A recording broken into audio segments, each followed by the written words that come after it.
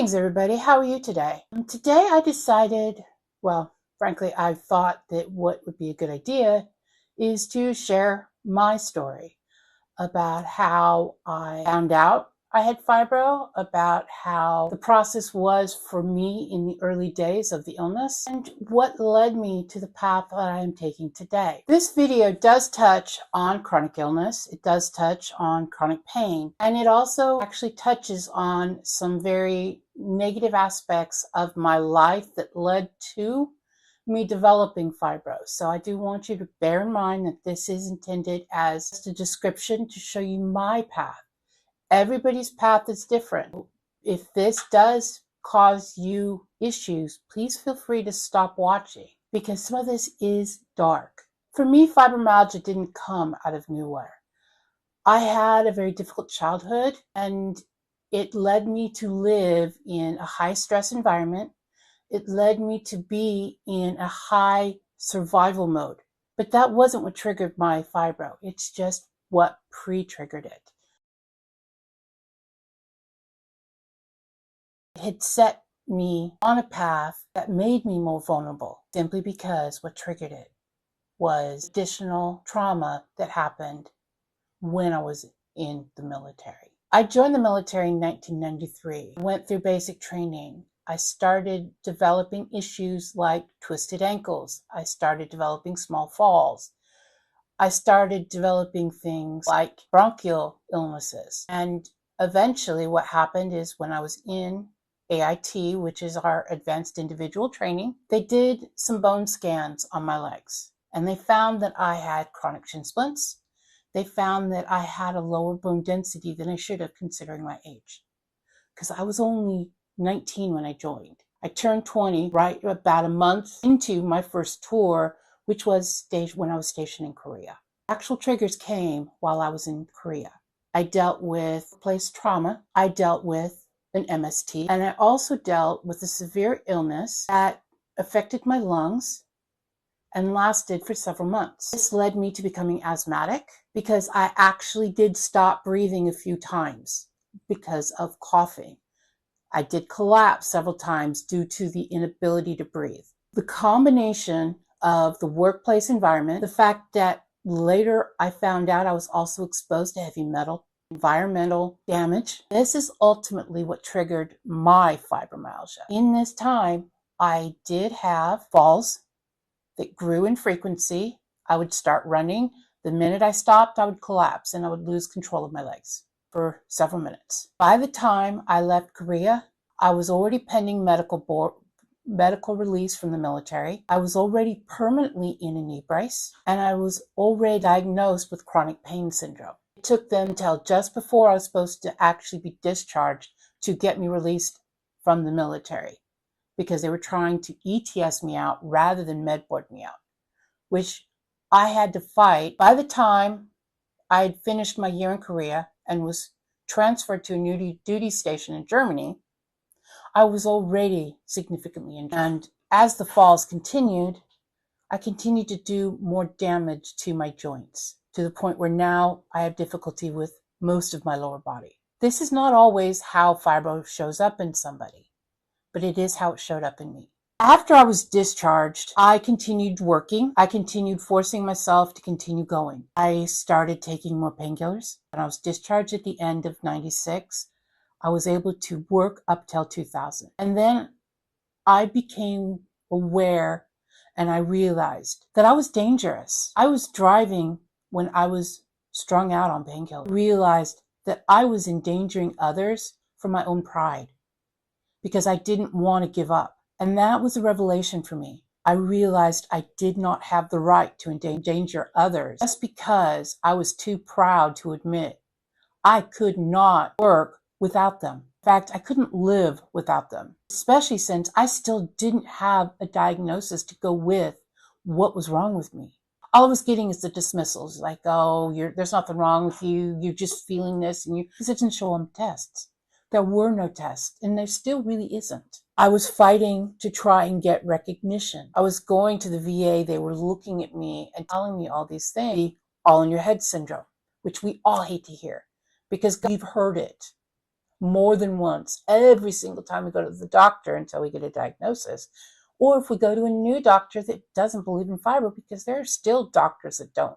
This has been an official illness since the 80s. I was one of the early ones because I've had mine since the 90s. So I have fought a battle for recognition. I was accused of just wanting to get on disability because I didn't want to work, because they didn't realize that it wasn't that I didn't want to work, it's that I couldn't work. This was the days before remote working was a thing. This was before the days when people actually understood or even heard of the word fibromyalgia.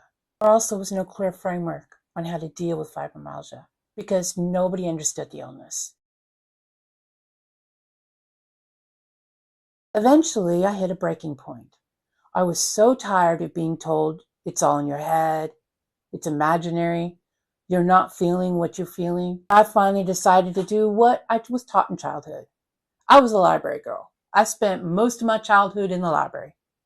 The Dewey Decimal System was the original Google, and I knew how to use it.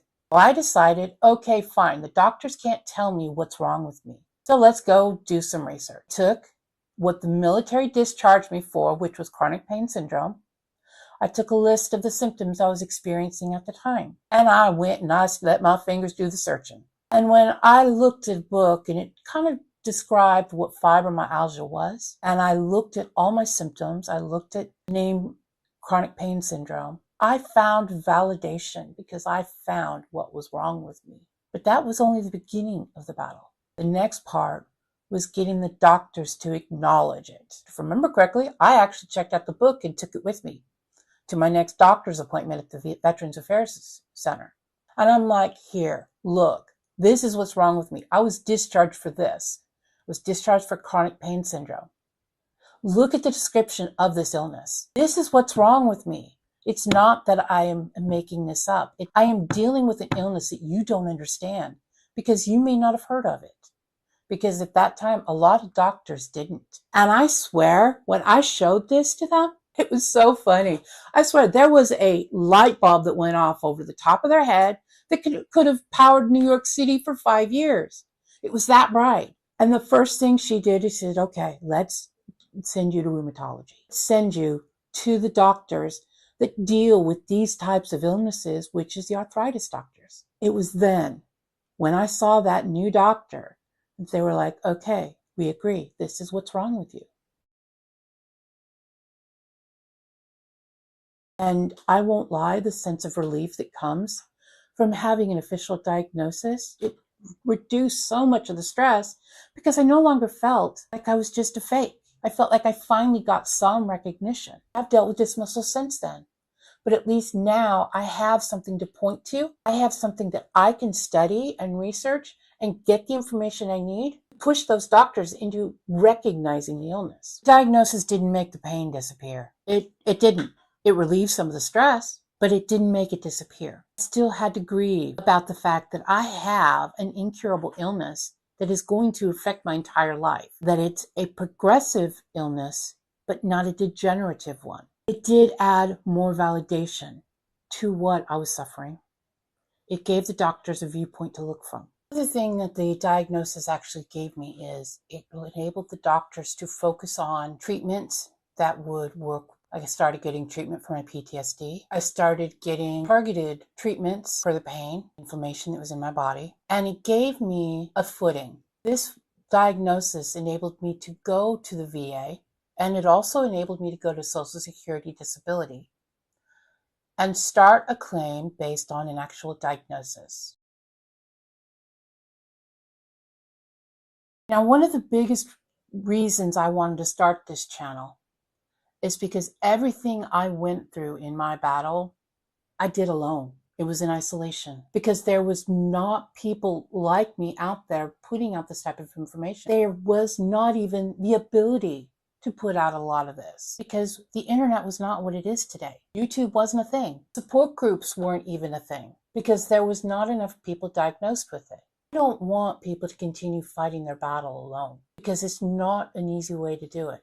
It led to a lot of unnecessary suffering. And so I wanted to start a channel to try and help people, to help them overcome rather than have to just endure. I can't undo what I went through. I can undo what you're currently going through. What I want to do is try and give you some of the tools that I have learned of how to fight with your doctors, about how to calm yourself, about how to adapt. This channel is all about what I didn't have. It's not answers. It's not cures. It is about community. It's about removing isolation. It's about improving understanding. If any of this resonates with you, you're welcome here. This channel is all about trying to build a community of sufferers, of family members, and professionals who want to work with this community. Feel comfortable. I would really like to find out if there was something that you wish you had known early in your battle.